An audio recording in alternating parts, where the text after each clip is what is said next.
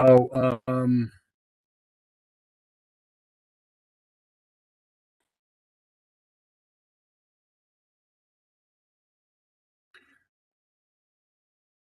so so let's see.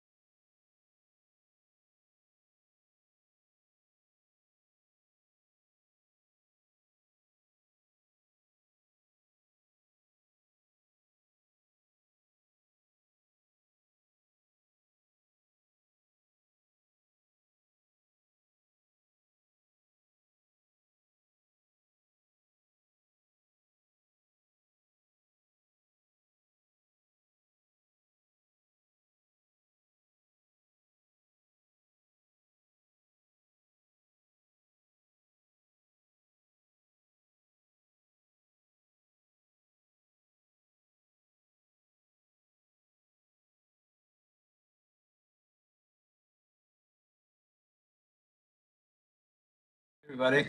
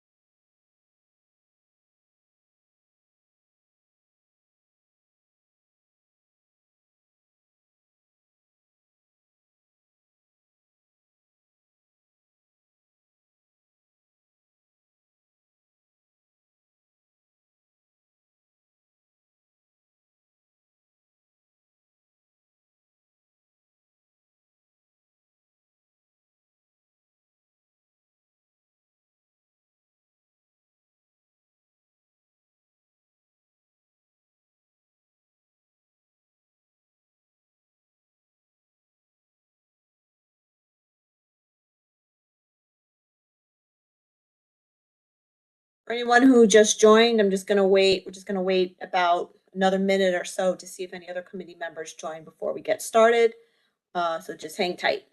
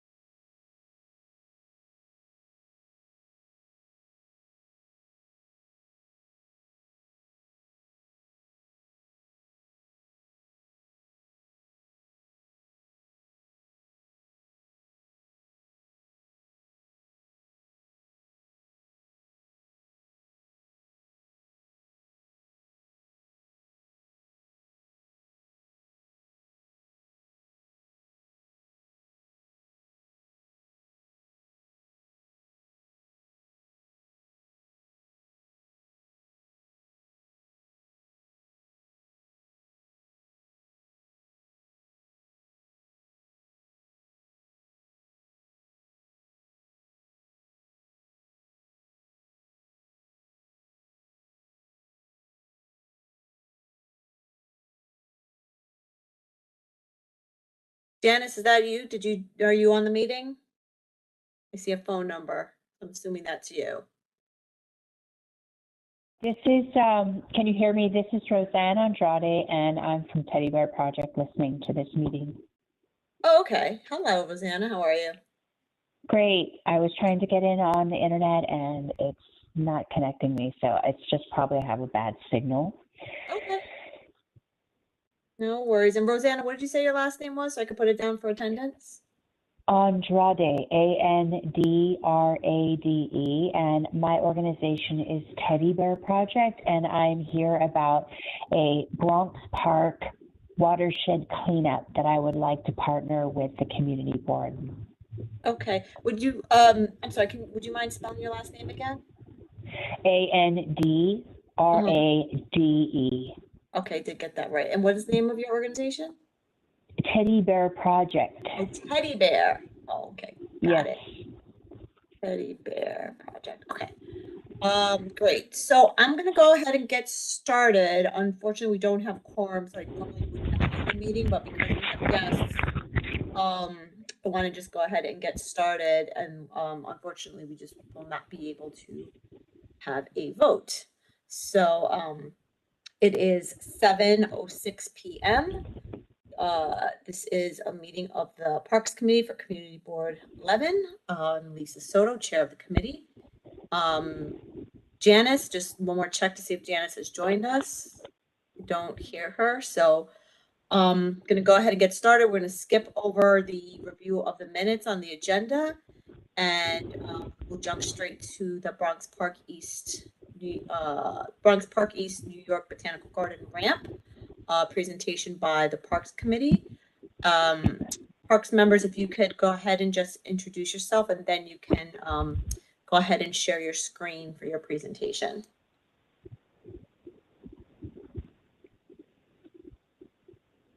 You might need to unmute yourself because everyone is muted.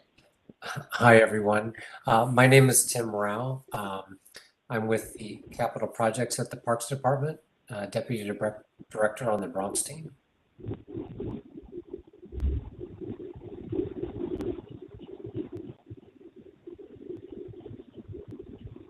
Renato is having trouble connecting, so I'm not sure if our design director, Renata Sokolowski, has any audio at the moment. But Heike and then Jacob, if you two wouldn't mind introducing yourselves.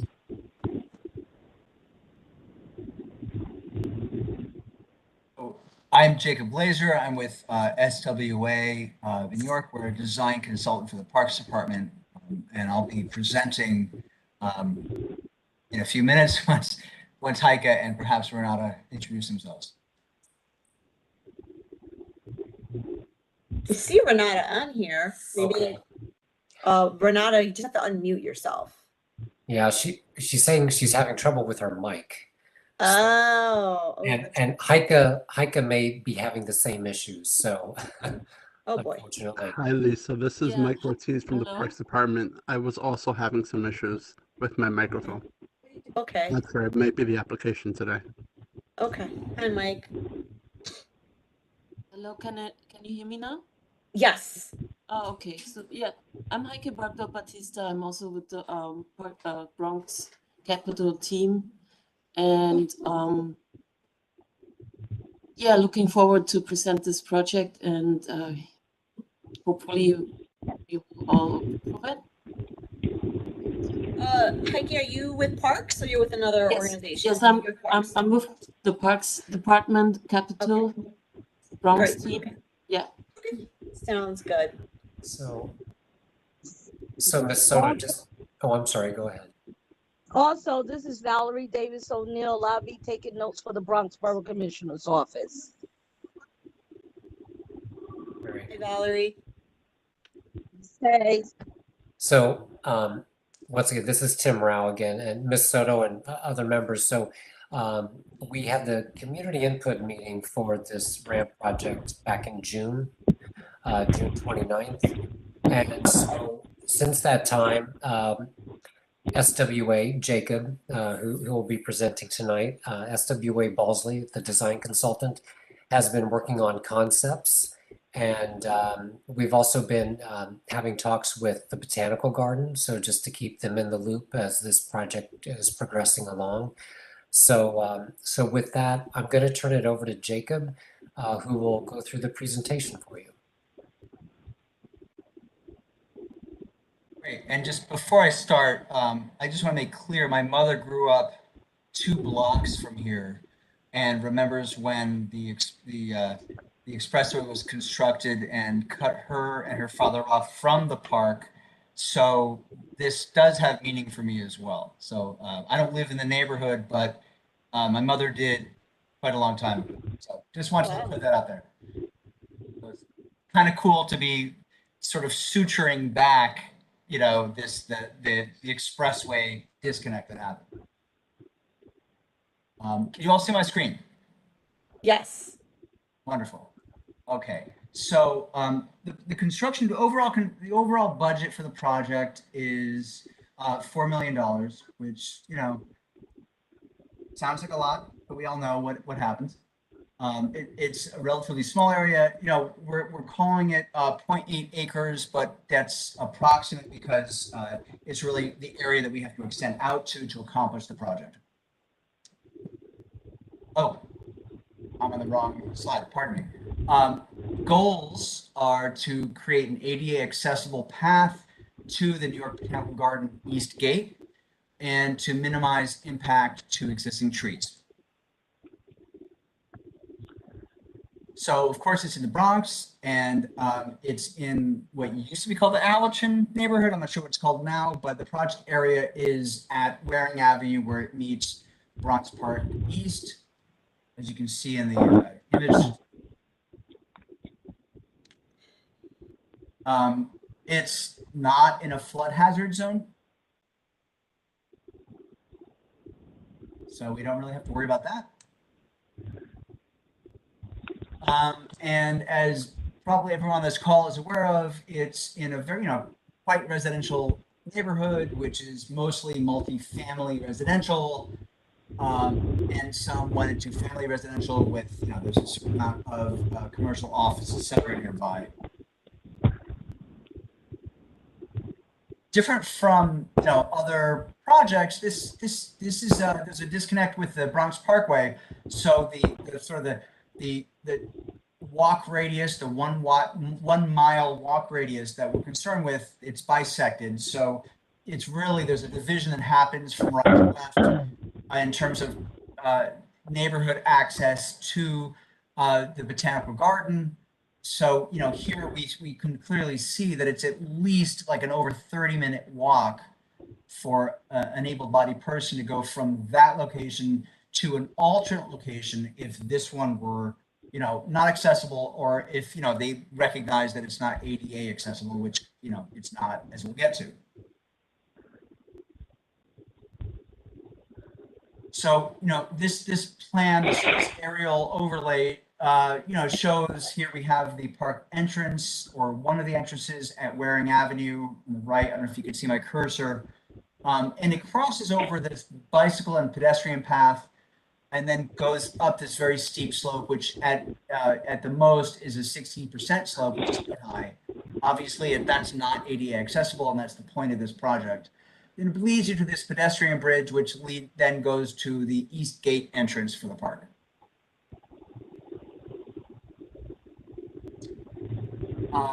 Overall site analysis, it's a heavily forested area, which is not a bad thing.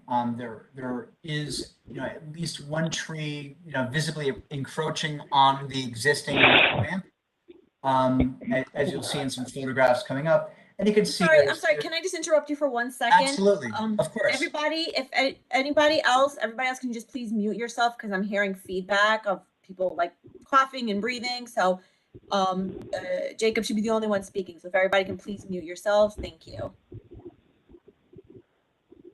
I hope that wasn't me doing all the breathing and popping, but okay. No. It definitely wasn't you, because it was happening while you were talking.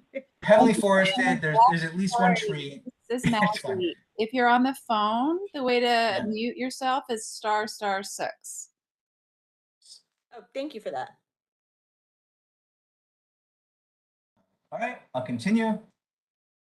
And here we have our tree inventory. It turns out there are a number of trees that are in ill health. Those will be removed as part of this project for poor condition. And there are a couple of trees, because of their small size, are advantageous to remove in terms of, performing what we need to do on the project. So those are design removals, and we don't have any transplants in the project. A number of photos here. I'll go through these, somewhat quickly. Here we are at the entrance from the sidewalk looking in. Very wide angle shot. On the right, you can see the bike and pedestrian path going up to the right. You see the bike and pedestrian path going to the left, and the ramp going, forward. Oh, sorry, pardon me. Here we are now looking south at towards the Waring Playground with the pedestrian path and the bikeway, and north the bikeway and the it's basically multi-use path. Looking up the walkway now, you can see the real condition we're remediating here. This is the very steep walkway, and you can already see the tree encroaching upon it. Farther up, we're almost at the top. There is the pedestrian, bridge going across the expressway. And here we now are on the right side going across, and you can see the gate at the end. Now looking back east towards, the downhill, we can see the top. And then looking farther downhill, we can see that same tree encroaching. By the way, that tree is already determined to be a condition removal, so that makes things a little bit easier. A little bit closer look at that same condition, and at the right side, the bottom of the ramp. And now we're at the bottom of the ramp with that same sort of illegal ATV parked on the right. So here we have a precedent from really just across the way, from across the pedestrian bridge. The Botanical Garden has already constructed a quite lovely switchback ramp that goes up to that same gate. Of course, they were afforded the ability to remove trees, et cetera, and do quite a bit more construction than we might be able to. But that's what's across the other side. So that's what the visitors will greet when they come across the top. And this is the resulting preliminary plan that we've come up with, which preserves the existing route, shrinking it the width slightly so we can ease some of the trees, so we're not encroaching on their roots when we complete this construction. And we're doing this with a series of steps with what we're calling ramps, but they're below ramp slope. However, we're going to maintain a handrail across along the entire length of this. So we have a series of 3 steps and 3 steps, which is a very it's a nice cadence for people to go up. So we're maintaining that direct route. At the same time, we're providing a completely ADA accessible route that's through the trees. That's thus far is approved, so we can do that with the trees without damaging them, which is really critical. We're only, as I mentioned previously, we're only taking out a couple of trees that are small, and of course there's the restitution of providing replacement trees for those in the project. So what we have is a concrete walkway with landings, of course, and handrails, and we have this direct step ramp, which has landings with asphalt pavers and concrete steps with black painted handrails on both sides for each. We've really made a lot of work here to minimize the disturbance, so we're not, affecting the existing trees. We really don't want to do that. Are there any questions thus far? I do have questions, but I'd rather wait for you to complete your presentation and then. Okay. All right, great. And here, this is just to explain, in some cases, the curbs themselves will serve as curb walls to do some soil retention. And in other cases, they're lower, and that's really going to be, based on the grading that's happening at that location. So there are curbs on either side, and we'll break those curbs and just, avoid interfering with the roots where necessary, where we have to really protect those. And here are a couple of sections that show, what's happening. Here we have the section number 1 at the top is showing, a typical step ramp condition with the 3 steps. We've got concrete steps, hex block, concrete steps, etc., and the handrails. And in the lower one, we see we're maintaining the 8-foot ramp with the concrete curb walls and curbs, depending on the elevation differences, and handrails, of course, all the way through. And we're protecting the trees with a lot of planting to not only stabilize the existing plants, but we're using native plants to help the existing biome. Here's a rendering that shows that condition. This rendering, to be honest, is from just like last week when we were doing a 2-step version. So if anyone has an eagle eye, you'll see there's only 2 steps, but it's essentially the same thing.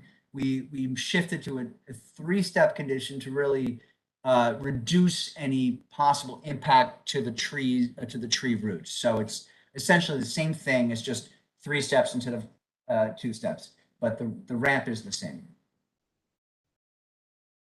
So it's asphalt hex block, concrete steps, cast in place concrete, and the handrails, standard Parks handrails that are painted black.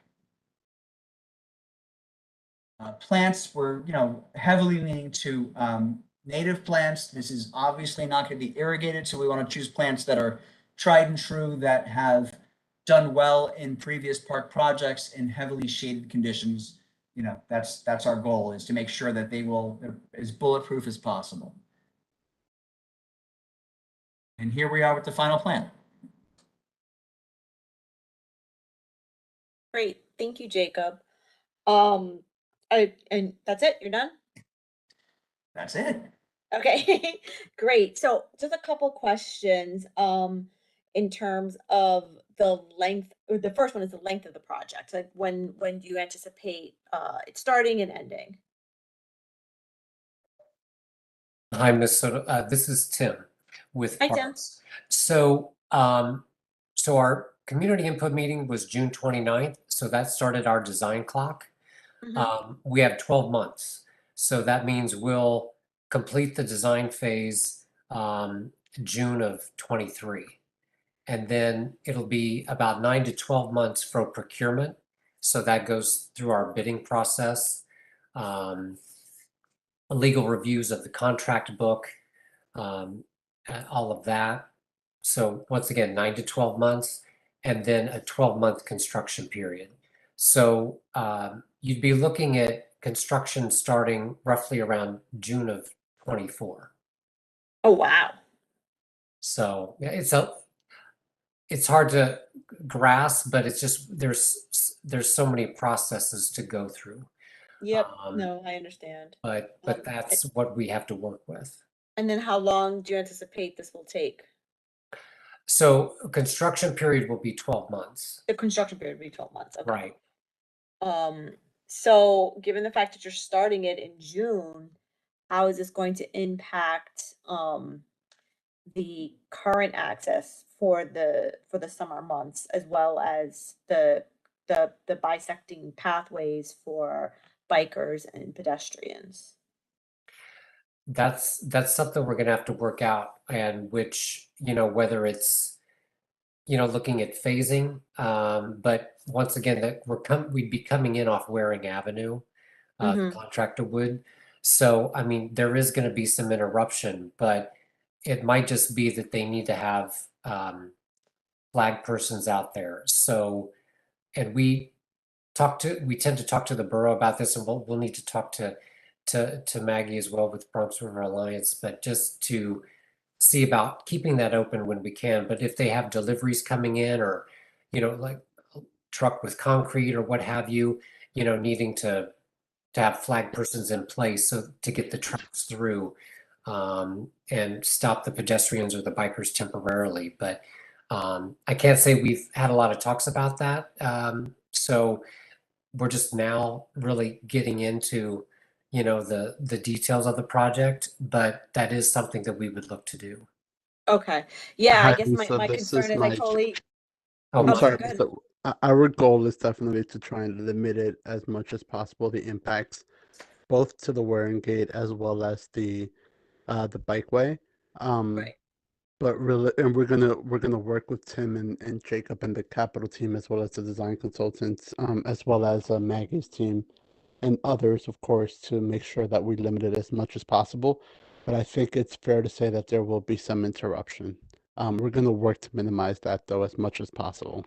Right. No, I totally understand it. That makes sense. My only concern is that, having a truck kind of permanently parked on the path or uh um uh um like what are those things called? The big garbage containers. I'm blanking on the name, but like kind of just having that or any materials like kind of just permanently stationed there and having access cut off for an extended period of time.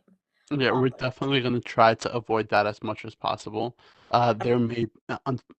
There may be a situation where we can't avoid that, but we're gonna work as much as possible to avoid that. okay. We Um, definitely don't want to cut off the community from, sorry, community from the amenities. So we're gonna work to minimize that as much as possible. And how far I'm semi familiar with this area, but I'm not sure how far this is from the playground. So how far is this from the playground? So can't tell you how many feet, but I mean, I'm thinking like what, maybe like 300, 500 feet to the south, toward the Okay. bottom I'd of say it. about 500 that feet sounds sounds right. right. Yeah. It's close. So yes. Okay. Okay. And so the playground, do you anticipate the playground would be affected at all? No. No. Okay. Okay. And I'll then just say, I'm sorry, just we're only design consultants, but I'll just say that we'll do everything we can working with our sub-consultants and with whatever we can with our design documentation to minimize delayed, access to not only for people using the bikeway and accessing the playground, but also accessing the botanical garden. So we'll do whatever we can to minimize that, in whatever way we can. So for sure. got it. And then the other thing I noticed in the design, I didn't see kind of signage. So I assume that that will be put in place so that, if a person who needs the ADA accessible pathway approaches it and sees the steps, there will be signage saying that they can take the other path and that it's accessible. I think that's actually a requirement with Okay. EDA. So Okay, good. Yeah, yes, I didn't see any signage. I just wanted to make sure that that's something absolutely. that is incorporated. Because then otherwise, what's the point, right? They're not going to know. And Miss Soto, just so you're clear, like the reason we don't highlight it as much is because the signage we don't have in our contract, but what we do is well, it's really through the signage team within parks that we follow up with them, and then they go in and insert the appropriate signage. Okay, perfect. And then my last question, I guess, I assume, Mike, that you'll be coming back to us with this as it gets closer to construction, but also the other concern is obviously going to be parking for the community. With these vehicles, the construction vehicles coming in and out, we definitely want to minimize, parking is always such a critical issue throughout the city. I want to make sure that that the residents aren't adversely affected by uh, too much parking being taken up as a result of this project. I just want to say that I probably won't come back to the committee unless it's Oh, you won't? requested. Okay. But what we'll do is, as the date is approaching, I'll let I'll let Jeremy know that we're starting the construction on, on that date, and I've worked closely with the Bronx Park East Community Association as well. I usually give them a heads up when Waring Playgrounds was going to start construction, so. Okay. I'd be more than happy to notify the community. If I notify the community, and it's not really our process to come back to the committee, but if I reach out to the office, if I reach out to Jeremy and he requests me to come back, we'll be more than happy to at that point. Okay. That sounds good. So that That's it for my questions. I don't know, Janice, are you on the line? Were you able to join? Okay, not hearing, Janice, so I'll open it up to any members of the public who may have questions. Hi, I have a lot of questions. Okay, Diana Finch, and I'm here for the Bronx Park East Community Association. And we consider this our part of the park. First question, are we going to get a presentation for the Bronx Park East Community Association? And if not, we request one. Because there are a lot of people who are really eager to hear about this from the community who use the park every day and who use this entrance to the botanical gardens constantly. And we didn't realize that this was going to be the meeting where you presented the plans. I think we only got the agenda for the meeting a day or two ago. So we really didn't have time to tell all our members. I mean, we posted it on our Facebook, but not everyone checked Facebook today. So maybe Sorry have about a- that. yeah, Diana. maybe have a separate meeting just for the Bronx Park East Community Association. When is your next meeting? Please. Well, we have one next Wednesday, although we have an agenda for that already, and then we have one second Wednesday in November. So we're on a very tight deadline. I think we may be able to squeeze it in to present to you next Wednesday if you would Okay. allow us then. We would. It's important. We'll make it fast if that helps. Okay. Sure. Thank you. So my questions now are the overwhelming request from the community when we had the first design meeting was to keep the steep straightaway because many people use it for exercise, for training, running up and down, and because in the winter, if and when it snows, it is the place to go sledding. So Hi, I am not sure why the steps are being added.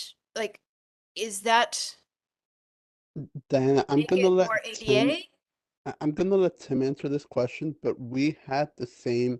I mentioned the same thing, and Tim is gonna jump in and he's gonna answer this question. But basically, what they explained to us is because it's a capital project, and we are touching it, we have to bring it up to code legally. If we don't, we would be in violation of the Americans with Disabilities Act. Right. You mentioned that Tim, before. jump in. Yeah. Yeah, but we said the same thing. Believe Right. me. Right, and we're under great scrutiny to make sure that we're adhering as best we can to accessibility issues. So, and that's That why, means that you can't have just the windy path be the accessible part. The straightaway has to also be accessible. right, because we're redoing it. And so it's a matter of making sure that that's up to code. So that's something that we've been tasked to do. And so with that, You're going to disappoint so many children. I'm kind of confused. How does adding their parents. steps make it accessible? Needs because to be brought up to because- the code.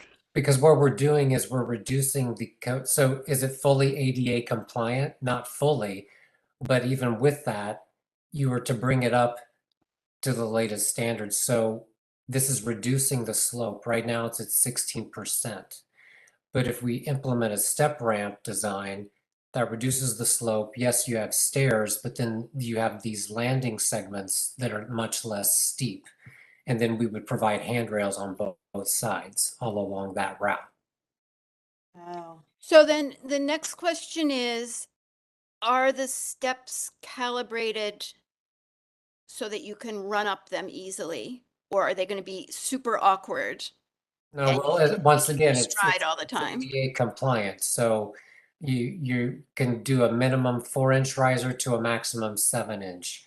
We have 6-inch risers on this. So yes, it's your typical normal riser height along these steps. Right, and then I'd like, Diana, I'd like to just answer that. I hope that Tim doesn't mind. But, you know, I had mentioned we had a 2-step scenario previously, Right. but then we moved to a 3-step scenario precisely for that point, because it is more not ergonomic, I don't know what the word is, Right, but I know what it's you mean. more natural to go up that series of steps.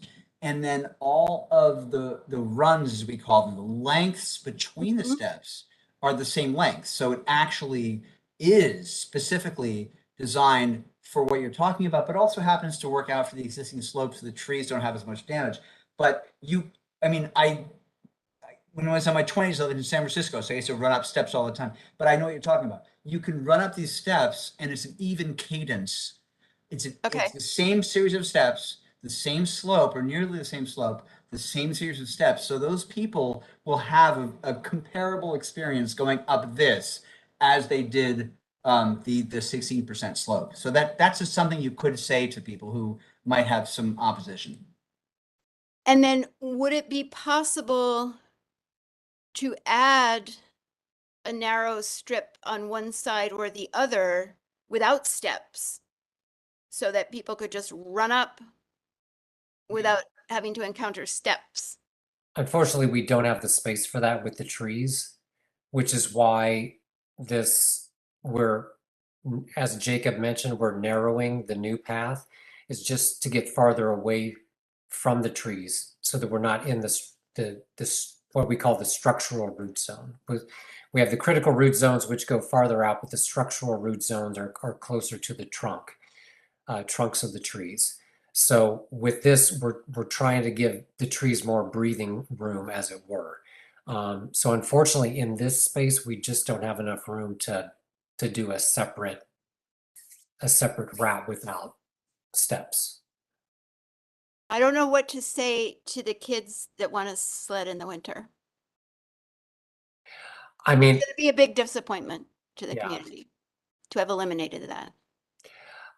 I mean that our hands are tied in this regard. So, but with that, I would hope, I know it's not as steep, but I know there's that drop off just beyond Waring Playground, you know, might be a new spot that hopefully maybe that they could buy into, you know, that they would like to do that.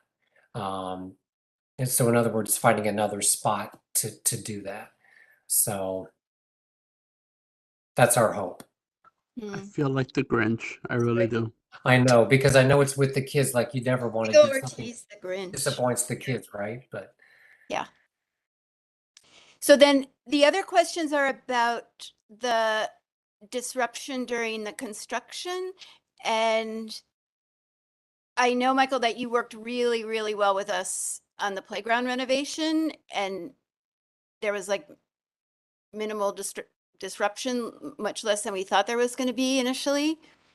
But that whole area between where you enter the park and where the steps begin, Hmm. people use for picnicking. Yeah, we're And our intention is definitely not to take up the whole space. I'll tell you that. But we're as Tim mentioned, and Jacob mentioned, we're not quite there yet. But obviously, right, the goal is to minimize the impact to the community as much as possible. right. And like Lisa said, to start, I mean, I realize this is how the schedule's played out, but to start the construction in June would, I think, be very disadvantageous to the community, because the park, that area is so heavily used throughout June, July, August, early September for the picnicking. That's when we would want to avoid having any of that area blocked off. And Sure.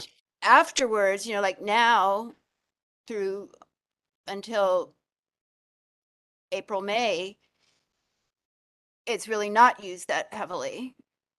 So that wouldn't really be such a problem. Hmm.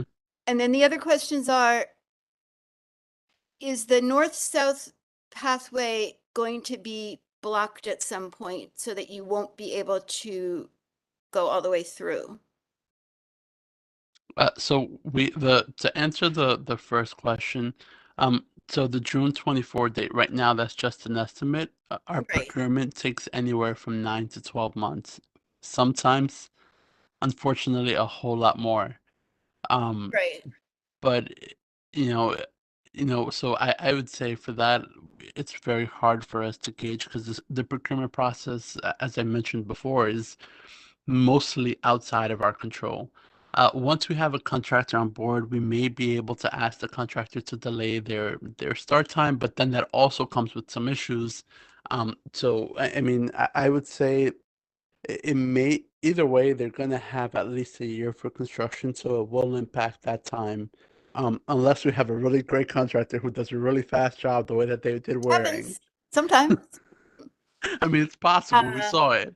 Yeah. But but they do have one whole year for construction. So either Right. way, I it mean, there's should no affect way them. that you can say now this project, the construction won't start until September.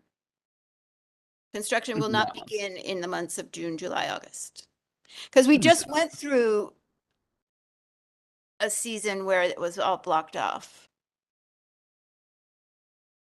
And then the other question is it going to be blocked ever the other way?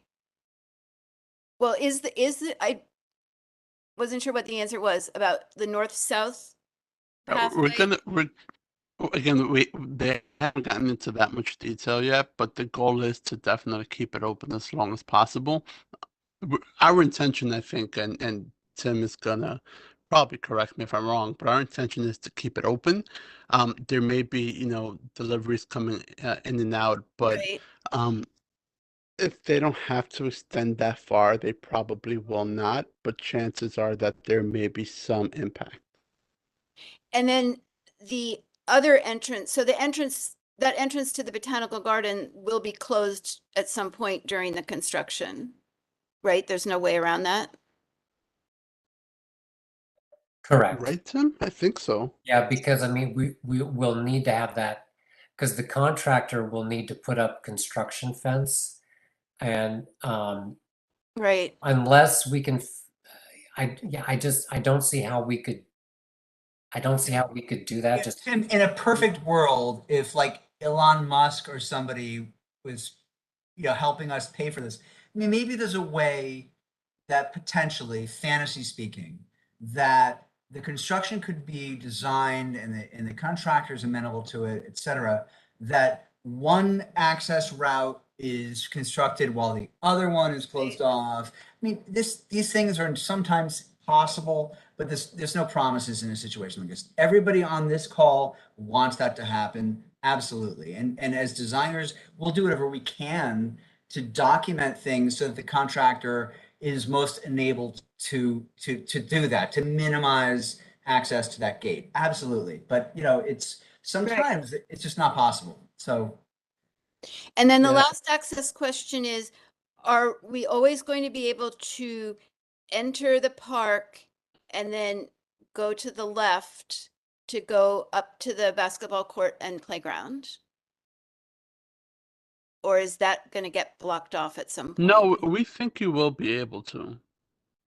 I mean, Okay. again, they haven't gotten that deep Because we into could even design cut yet. across the grassy area. We don't have to walk on the path. Yeah. because But we have either to way, figure out there's staging. another entrance, the one further north that goes is more of a direct shot, I Well, think, the right? one further north and the one further south, they're quite a bit further away.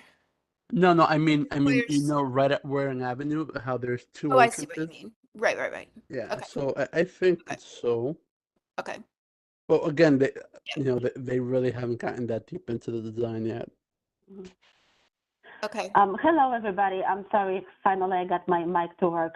This is Renata Sokolowski. I'm the design director for capital projects for the Bronx.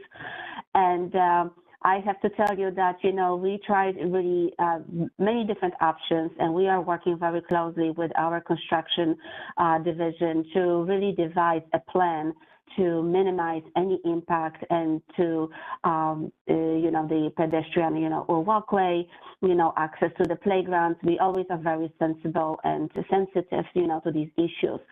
I can tell you that we always, always work with our borough commissioner office. We meet in the side, we devise a plan where the staging, would be, where the truck would park, where the access would be.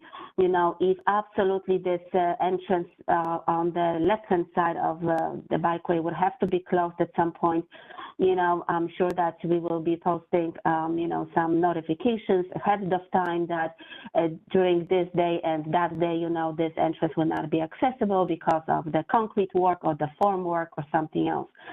I could see, like Jacob mentioned, that we will see if it's feasible to actually devise a phasing plan, which quite often we do for some of our projects in order to not block the entire playground or not block the entire, section of a park, and see if it would be possible, for example, to leave, the main entrance to the bridge, to be closed the last one. So there would be, maybe we would construct the ADA ramp, the windy path, first while this one is open.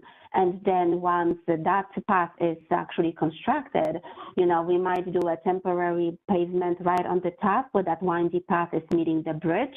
And then we can work, on that main path while the other one is open. So that also, might be a possibility. It would cost us just a little bit more because we would tell the contractor to move the construction fence from one side to the other, construct it one place and then, move it to the other side.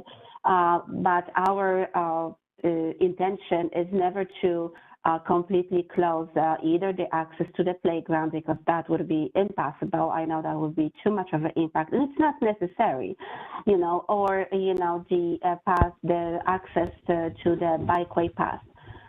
So I can assure that we definitely will, think how this can be resolved. And then the last question I can think of, where the windy path is, that's going to kind of open up some of that very wooded area. And there's a very steep drop to the road, to the highway. So is there going to be any kind of fencing or protection so that people can't wander off the path into the woods and then all of a sudden they're right on this cliff above the Bronx River Parkway? There will be handrail on both sides. So no, I don't unless mean you jump the handrail, you won't be able to wander off.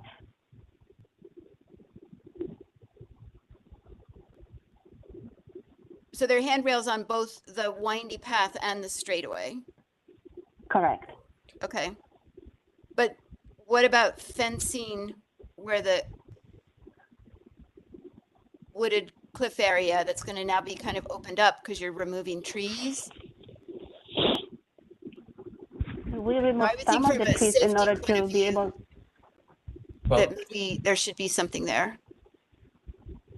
Well, there are the trees up in that area. Actually, can we go back to the plan for a minute? We can show Diana the tree inventory, because I think there are several trees up in that area that are being removed because of condition. But I think the drop off is so if you guys see the label pedestrian bridge and just above it, there are 3 existing trees. You see 3 right. dots. Mm-hmm. I think, and anyone can correct me if I'm wrong, but I think it's at that point where it begins to drop off on right. the left-hand side of those trees. So really, we're not bringing anybody any closer to that drop-off edge than where, you were tying into the, where, in other words, where the existing path already ties into the pedestrian bridge. So we're actually not looking to touch anything off into that area. besides pruning trees, things like that, just for Right. safety issues. So our thought was no, that we wouldn't be putting any fencing just because we're not putting a trail or a path further, beyond the bridge point.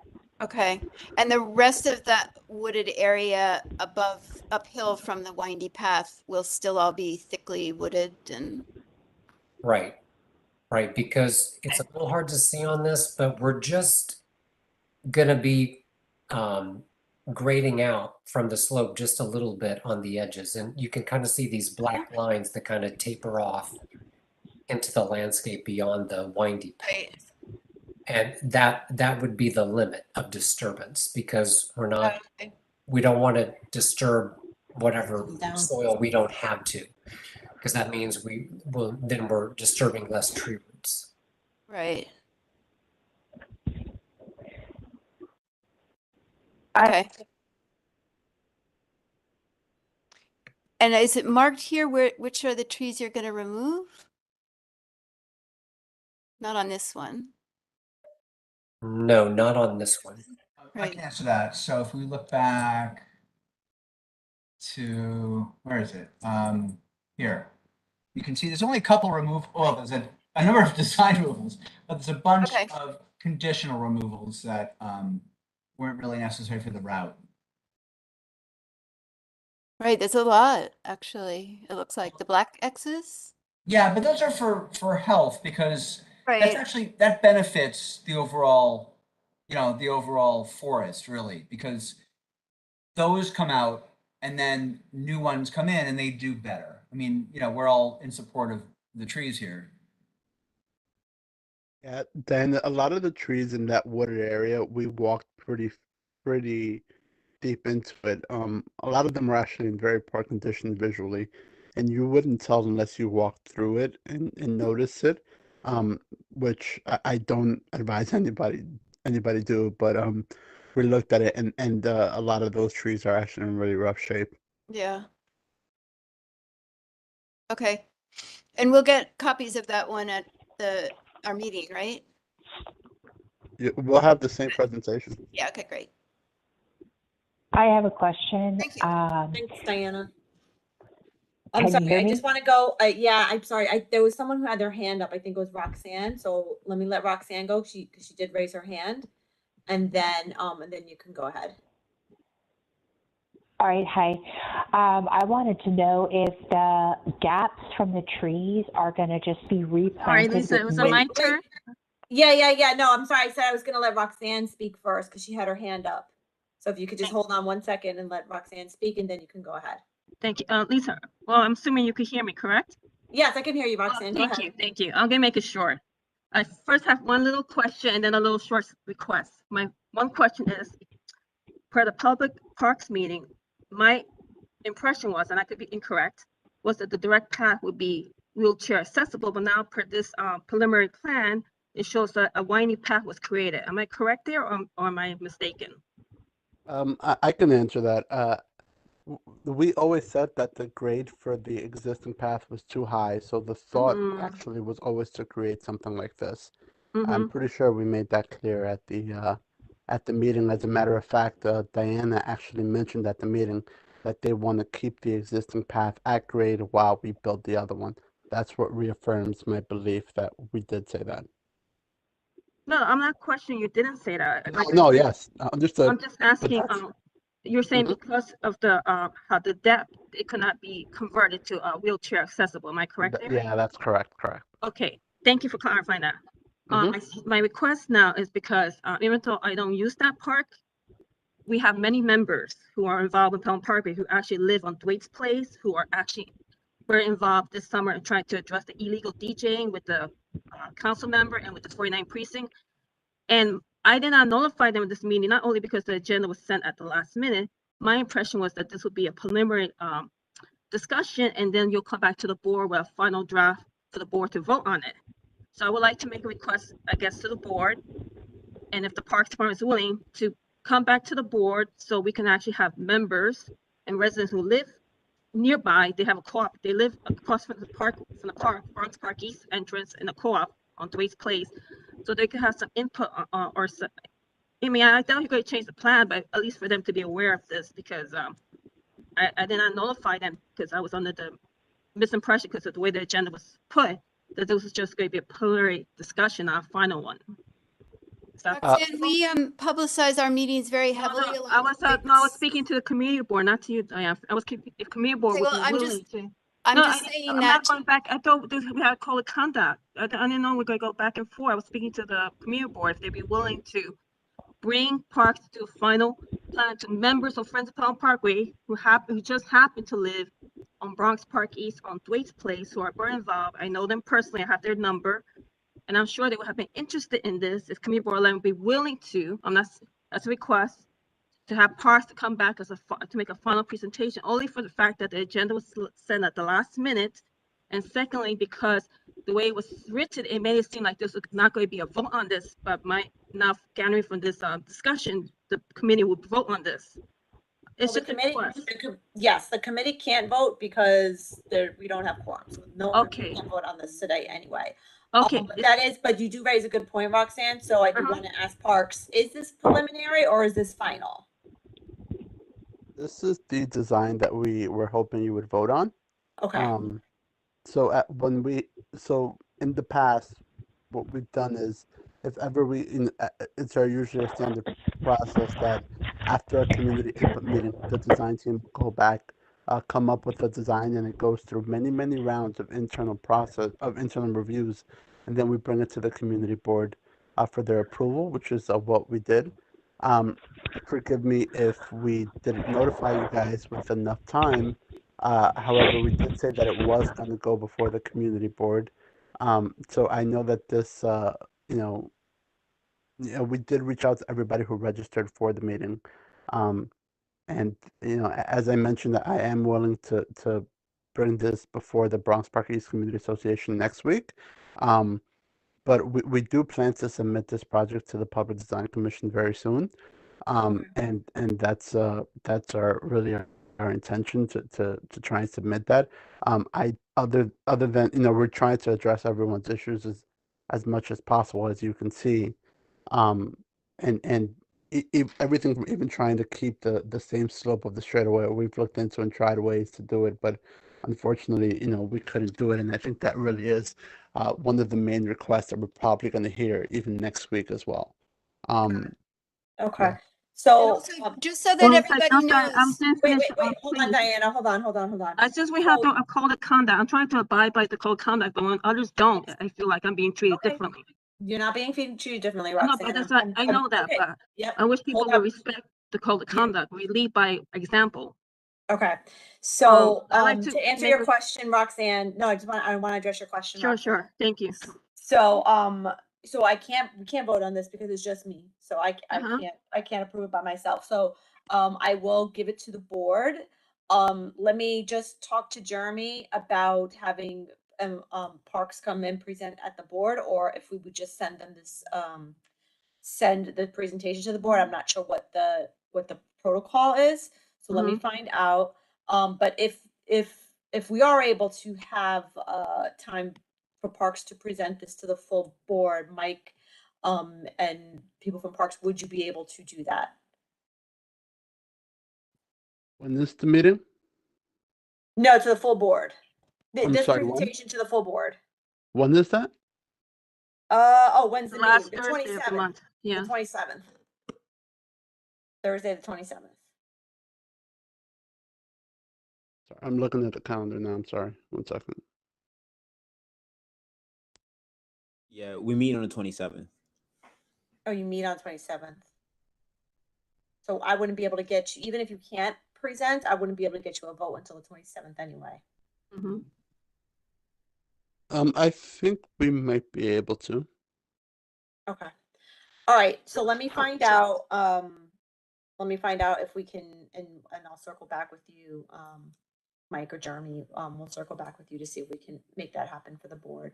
But at the very least, we will send this presentation to the board members, and then this is going to be, this meeting is being recorded, and it'll be online for anybody to view and to see it as well.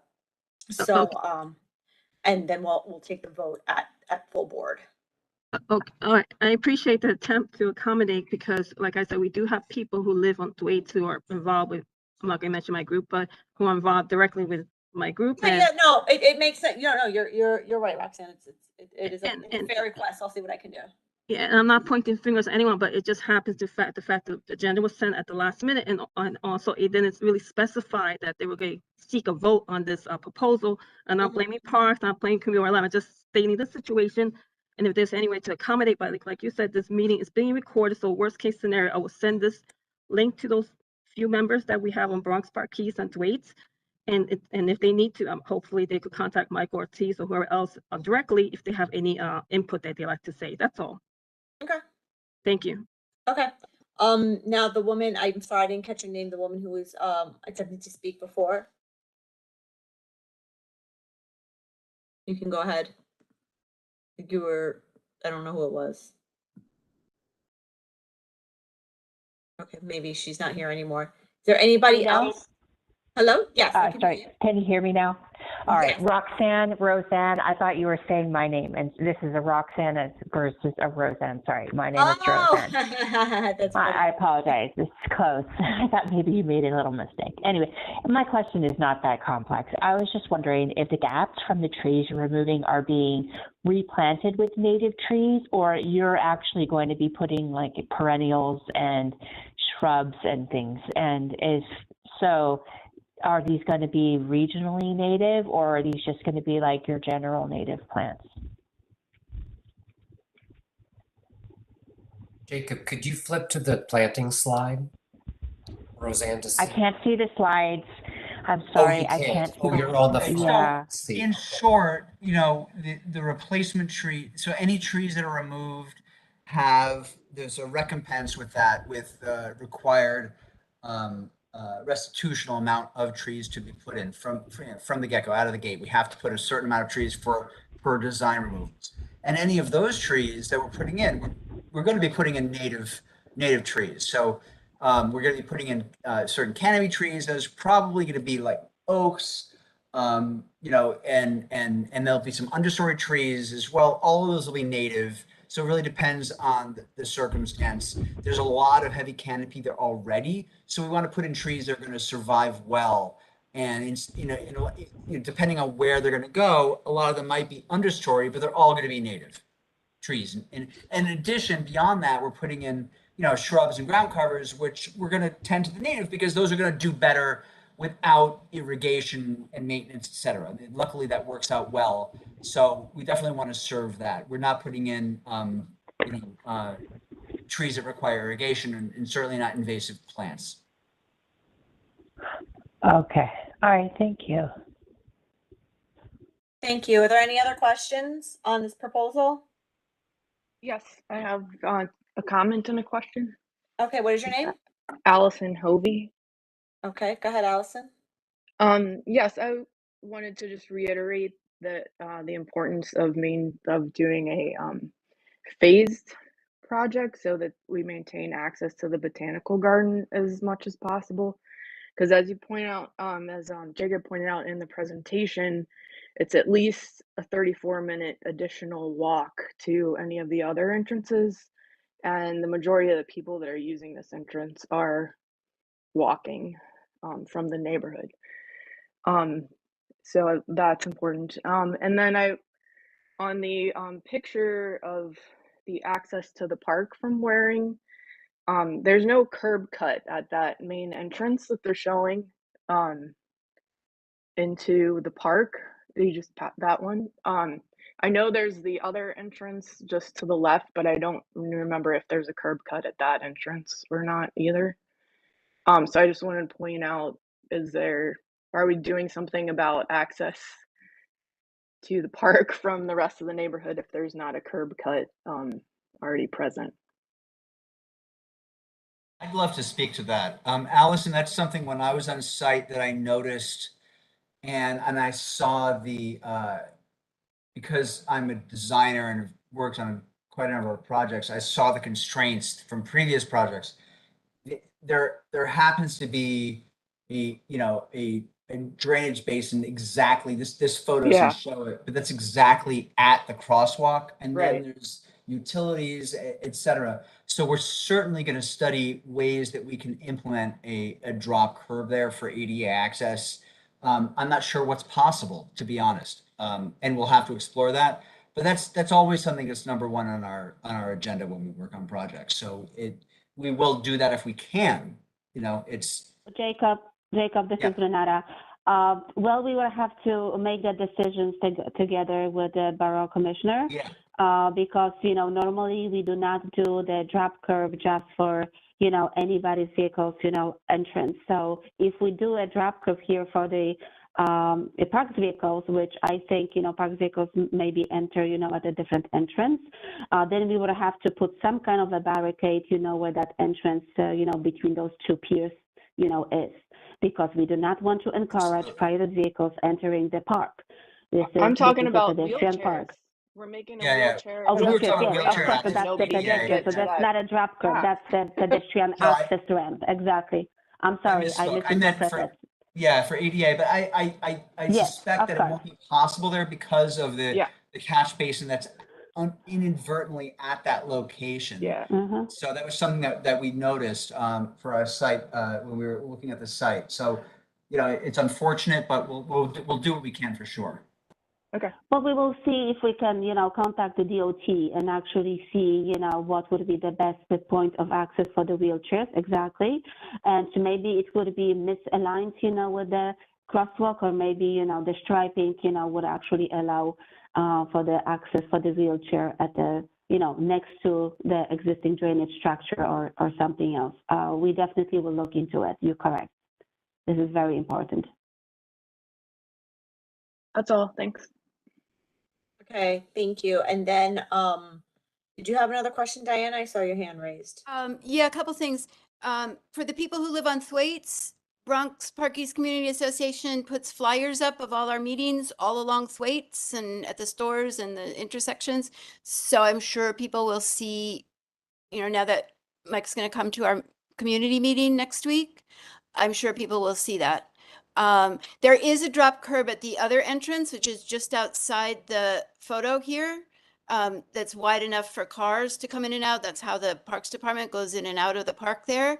And maybe if you could switch back to that other, to that photo, where that little green bush is on the right, there was a diseased tree that was taken down there. So that might be a spot where you could put a drop curb in. The tree was just taken down this summer. We definitely will look into it. Yeah, Thank you. because I haven't planted a new tree there yet. But there is a very wide drop curb just outside the picture. You mean at the southern crosswalk? Pardon? Okay, we will study the circulations here and see how Right, we and can there is a mitigate this condition. crosswalk there too, where that Right. other drop curb is. Mhm. Yeah. Great. Anybody else have any other questions on this presentation? All right, so Lisa, I'm sorry, it's Roxanne. I have a quick question. How many miles or time is the winding path? Hello? What about the winding path again? What How was many that? How mi- long how is many that winding miles path? or How long? time? Not miles, it's how long it is. Mm-hmm. how many miles? I'm sorry, there were two people talking. I didn't hear how many miles you said. I don't know. how Jacob, do many. you know how long is that Well, winding it's path? like what, Jacob, about 300 feet long if we round it off? Okay. And Yeah, my, that's about right. Yeah. all right, thank you, because it helps. And my second remark, again, I'm going to ask Lisa. I don't want to get pulled into the back and forth. Some people don't attend certain meetings, so that's why I'm asking Committee Board 11, because this is going to in front of Committee Board 11, and this Committee Board 11 that votes on it. If it's possible, I would like you, if you to entertain my request, since the agenda was not specific and it was sent at the last minute, if the committee will be willing to have Parks present this, so I can invite certain people that live in the vicinity of this project, so they may be more aware of it and have some input if possible. If it's not possible, I'll just send them the link to this video. Thank you. Thanks. Yep, I'll do what I can, Roxanne. All right, so thank you, Parks, for this presentation. Mike, like I said, either myself or Jeremy will circle back to you regarding the 27th. Either way, there'll be a vote on the 27th. It's just a question of whether we will be able to have the actual presentation. So we'll circle back to you on the back end for that. But thank you very much for this presentation. Appreciate it. Moving on quickly to the rest of the agenda. It's already 8:10. I usually try to keep these meetings to an hour. So we were not able to get Michael from Parks to do an official update on some of the things that are happening. So I'm just going to give just an update from my perspective on I'm sorry, these few I'm sorry, things. Lisa, I hate Yes. to interrupt. Did you say Michael from Parks? That's me. Did I say Michael from Parks? No, not Michael. Matthew. Sorry. you I know, you can guys also being jump in with any questions you may have great. from Perfect. that as well. Okay, perfect. Thank you. Appreciate that. So, yeah, I meant Matthew. Matthew and Michael, you guys, the name sounds the same. So Pelham Parkway Mall's community input meeting happened a few weeks ago. I attended that. I think a couple of people who are on this call attended it also.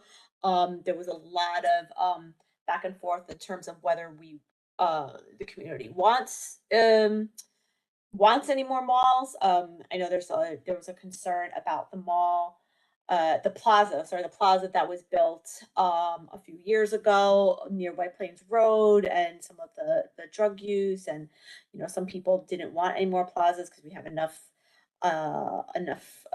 concrete, and there were others who thought some plazas would be nice, but further down they don't need to be as close, which is what was proposed, kind of like right next door to the current plaza. So so there was a lot of back and forth, and we'll look forward to hear what the next steps are for that. But it was a good meeting, and hopefully Parks will take everything, all the community input into consideration as they develop their plan. Loretto Playground is finally complete. I know we were all happy that it's complete. I personally have some concerns, and then Mike, maybe you can address them, particularly with the path that goes around the baseball field, which I thought was a great addition. I wasn't a member of the board, I think, when they were doing community input of the design, so I never saw the design. So I don't know if that was part of the original design, but I thought it was a great idea. And I was walking around the path with my daughter, strapped to my chest, and almost got hit by a ball a few times because there's no kind of protection for the people walking on the path. So so that's definitely something. I don't know if that's something that has been considered, if anybody else has brought it up, but I think that's a huge concern, because like what is the point of having this like nice pathway for people to exercise and walk around if balls are flying at them? And they were flying all over the place that day, because there were people playing baseball, there were people playing soccer, there were people just kicking balls around, and there's no protection other than when you're like right behind Sure. the main diamond. Yeah, so I can touch base on that a little. We've heard something very similar as well. So we have a lot of these what we refer to as officially as multi-purpose play areas, which are just large asphalt fields. Mhm. So, they're very, very versatile. Ra and I'm sure that you heard a lot of the history with this one, but there was a request for a synthetic turf field. The community board told us they don't want a synthetic turf field, they want a complete asphalt field. So that's what we gave them. Um, so the good benefit about asphalt is that it's very, very versatile. So there's a lot of different activities that can happen concurrently, as well as individually, and and standalone. So it was requested that we have a painted. It started off as a painted soccer field, but also there was a request for baseball, and I'm sure somewhere there must have been a request for a walking track, but that was the plan as you see there was the exact plan that was presented to the board and approved by the board. I looked at it; it's the exact same one. And we do have this in a number of places where we do have walking tracks around fields, particularly in the multi-purpose play areas. I can name a couple, right off, I believe that there's one up at what's the one on it's right at the edge of Community Board 11, Mace, I believe. Um, there's one up there, and there's a couple of other ones where we have this walking track because there is a desire for people to walk, but at the same time, I mean, it sounds a little crazy that all these activities are happening at once, but at the same time, it's like there's you know, you can see that there is a need, and people are definitely playing each activity, which is good, right? Yeah. So we've heard this from at least one other person. Yeah, no, I think it is a great addition. My only request would be that there should be some kind of fencing or something to kind of protect you from the flying balls. Because if you're exercising and you're running, you're focused on running or walking. You're not on the lookout for balls. Or in my case, I have my 4-month-old daughter strapped to my chest, right? So like a ball, I'm just focused on her, and a ball could have easily hit her. So I just think it's a safety concern, particularly with the baseballs. The soccer balls not so much because they don't come as high, but the baseballs, it's a real safety issue. Is there anything that that could be done? So really, not. I don't think so. We did look at that. The track wasn't presented as an issue. More the benches on the perimeter, and the tables. Well, If yeah, we those were to two. put up if we were to put up a fence at the track, there would be no out of bounds for the soccer field, right? Um, so there really wouldn't be a solution to that. Interesting. Yeah. And then another concern that was raised by my vice chair was, and I think you and Jeremy had spoken about this earlier, was the distance between the regulation distance between the bases. And I guess there's no bases that are actually painted. Is there a plan to paint bases, or are people just expected to bring their own bases? Yeah, that was kind of the thought, for people to bring their own bases, because it really is like I don't think you're gonna have professional games played on an asphalt field. Um, I can think about back when I was younger in high school and I was playing baseball, and my counterparts were playing softball. We wouldn't be allowed to play on an asphalt field unless it was like practice or something. Right. And even then, it wouldn't be like something heavily organized because it's an asphalt field. You don't get Right. the proper you don't get the proper experience. It's honestly very dangerous to play, baseball, and some people do, stick ball, is played on asphalt, and that's great. And also, kickball, we can consider that like a kickball field, right? Because it's asphalt, Right. it's all one surface. It's, but But I don't think it'll be permitted as a baseball or soccer field. I could be wrong. We have to discuss that, but I don't think that was our intention.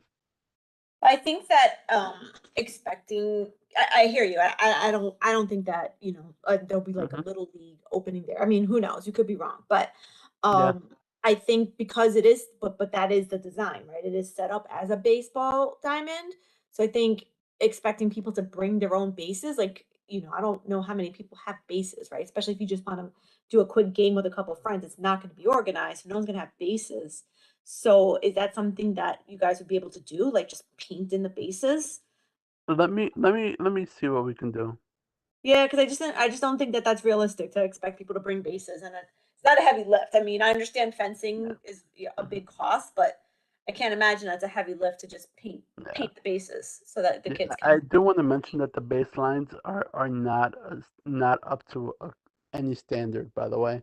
So the Okay. bases wouldn't be put like at the proper length anyway. Yeah. Yeah. Well, that was a concern of my vice chair, but Yeah. I if I can't imagine that there's gonna. I agree. I don't think there's gonna be professional games there, but who Mhm. knows? But I think for the at the very least for just the neighborhood kids who want to just kind of have a quick game, Mhm. if they don't have bases, then it's kind of hard, right? Yeah. Let's see that you bring up a good point, and I mentioned that as well. Let me see what we can do. Okay, great.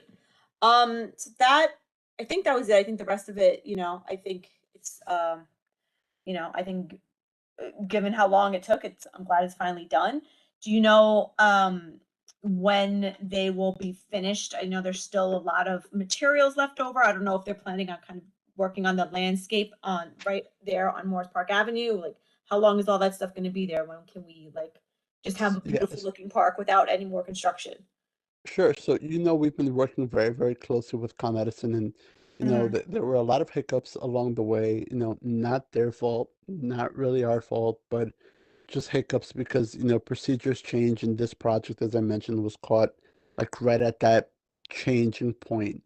Hmm. But so Con Edison, we've worked out pretty much all of our issues that they had, but now they need to come in and make their connection. They're using this opportunity, my understanding. They're using this opportunity when they come in to make that connection, to upgrade one of their systems there, or something of the sort. So it's taking like a little bit longer, but I guess it makes sense just to wait a little longer and make, update whatever they need to update rather than them put it in the system and spending all that money and then coming back and having to redo it in a couple of years when it fails. So that's what they're doing. And we're working very closely with them. I believe that in the next, I don't want to give you a timeline because I'm not sure. That's really outside of our control. But once Con Edison makes that connection, then our contractor is going to come back, finish, completely reconstruct that sidewalk, and make everything beautiful. Because that's the only Okay. thing that's unfortunately missing. We wanted Right. to, the contractor and us wanted to make sure that, um, we opened the park as soon as possible, and the sidewalk we still hadn't ripped it up, so it was like we can open the sidewalk, allow people to use it, and open the park. It's just that they're gonna keep the things that they need for that sidewalk project still there. So And as they soon haven't as given you a Con Edison, timeline? Con Edison? it's a little bit outside of our control. It could No, I take know. Con I'm saying, Edison. have they given you a timeline? Con Edison. They've been working with us, and the timeline is a little fluid. Because they've requested to do like an additional upgrade, as I mentioned, it's going to take them a little longer. So normally it takes about 90 days from the time that we submit it. I think this one may take a little longer. I think that's the maximum time, and they can do it before then. I know that they've been very busy. They actually have been working on a lot of other parks projects for upgrading their systems that have failed and have been beyond repair. They just did a lot of work over at Cortona Park. It's not in your district, but I know that they were out there for a long time because the lights in it's a 127-acre park, and the lights in about 1/4 of the entire park stopped working. So they were out there for a long time and pretty much doing similar work for existing lights. So I know that they're working very hard on it, but it's hard for them to give us a timeline when like emergencies come up. So I know that they give us the maximum amount of time, which is like 120 days, I believe. Oh, But 120. hopefully they'll get there before then. And then once they're finished, how long does your contractor need to kind of wrap things up? Hopefully not long. It's very it's very hard to gauge, to know, but it shouldn't take very long to reconstruct the sidewalk. They would What's need very long? to also get it wouldn't just be as simple as them coming in and doing the work. They also need to pull permits to for their maintenance protection of traffic through DOT. So they'll have to pull the permits and do some of that work. A couple of days to rip it out, a couple of days to grade, a couple of days to, you know, um, do all the work and then to lay it down. let it cure, then we have to come out and inspect it. So, it could take a couple of weeks, but hopefully not very long. So you think that like by spring, the park could look back to normal? I Maybe, hope so. hopefully? And another thing to consider is weather, right? Right. So I don't think you want them pouring concrete when it's like super expensive, super cold outside either. I think they Yeah. can do it if they get the right mix. I think I don't want to step into a realm that I'm not very familiar, but Right. I think, but also weather does take into account because if if the ground is wet, they can't really pour either, right? So. Right. Yeah, no, that makes sense. It's just frustrating, like Yeah, it's very frustrating, but we're trying to but it's deliver taken as long much as enough. we can, obviously. Yeah. I believe me, I understand your frustration. You know that I'm suffering the same frustrations with you. All right, and then the last thing I wanted to mention, I'm sure most people on this call know, but if you don't, October 26th, there's going to be a community input meeting for Zimmerman Playground. There's a link on the agenda, which I think you can use to register if you have not already, if you're interested. And that concludes the agenda. So let me jump to the gallery session. There was somebody who registered to speak, so I'll let her speak first. That was Allison. So I already had what I needed to say at the previous part, so I'm good. Thanks. Mhm. Okay, great. So next hand I see up is Roxanne. Go ahead. Yes, thank you, Lisa. I just like to say at the Pelham Parkway input meeting, I think it was great that we had lots of people who attended it. I think because I contacted a lot of people, I thought I had short notice on it.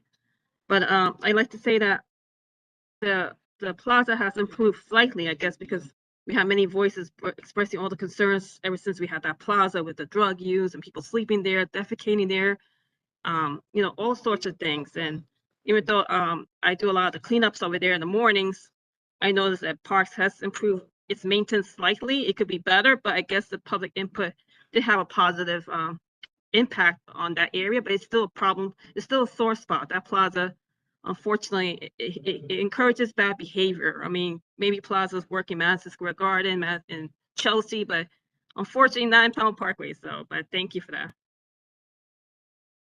Thank you, Roxanne. Is there anybody else from the public who would like to speak? This is the gallery session, so this is the time to speak if you have any concerns regarding parks in general. I would. Can you hear me? Yes. What is your name? Yes. I wanted to ask the Parks Committee about supporting and maybe getting involved in a Bronx Forest Burke Avenue Bridge cleanup this fall. I have tools that were generously donated from Home Depot, and each year I work with Bronx River Alliance, and I have planting days and beautification days, but the Burke Avenue Blue Trail has a lot of litter on it, and I thought I would approach your community board to see if maybe they would help me recruit some volunteers and maybe attend it. What are your thoughts about maybe asking for a date for us to do a cleanup? Well, I'm sorry, I didn't get your name, first of all. Sorry, my name is Roseanne Andrade. My organization is called Teddy Bear Project. Yes, got it. Okay. Yes, why don't you send, do you have Jeremy's email address? I believe I can get that. I think it's posted on your website. Okay, why don't you email Jeremy the information, and we can mention it at the general board meeting. So you're saying it would be sponsored by Community Board 11, or it would just be kind of like, we just pick the day? Supported. I mean, I was hoping, supported. I will bring all the tools and equipment, but I was hoping maybe they would help recruit some volunteers or maybe solicit that idea to some student groups, youth groups, maybe the NYC service, just so we can get a large group of people to make a big impact on one day and just kind of knock out a beautification day that would help that watershed area. Okay. Let me Is there any send Jeremy. I'm sorry, go ahead. Do you have any recommendation on a day that the community boards, like would they say if it's youth, it's got to be after school, or it's got to be on a Sunday because we do this on Saturdays, or any recommendation for the day I pick? I mean, I would think anecdotally that it should be on a weekend, right? Like a weekend is always kind of best for everyone. But I would like to speak. I've never done anything like this before through the board, so I don't know if there's kind of if we've done it, if it's been done before, and there's kind of a way to go about it. So that's why I would like you to send the information to Jeremy, and then we'll talk about it and kind of see. I mean, I'm not opposed to the idea at all. I think it's a great idea, and I'm glad you're doing this. So I just don't know kind of like what the procedure is for us to be involved. So why don't you send Jeremy the information, and then we'll here I will circle back to you and kind of see what we can do. All right, great, thank you. No problem. Diana. Yes, I would just say, Roseanne Andrade, if you could also reach out to Bronx Park East Community Association, and the best way is email, which is bxparkeast@gmail.com. Great, thank you. Burke Avenue is like right at the border, right, of Community Board 11? I think it is. I don't know what the exact cutoff is. Yeah. But we're also in touch with groups that work out at the Allerton Avenue section of the park, and I'm sure they'd want to be involved. Bronx Park Community Association, right? Bronx Park East Community Association. Got it. And the email is bxparkeast, all one word, @gmail.com. bxparkeast at Gmail. Gmail. Great. Yeah, got it.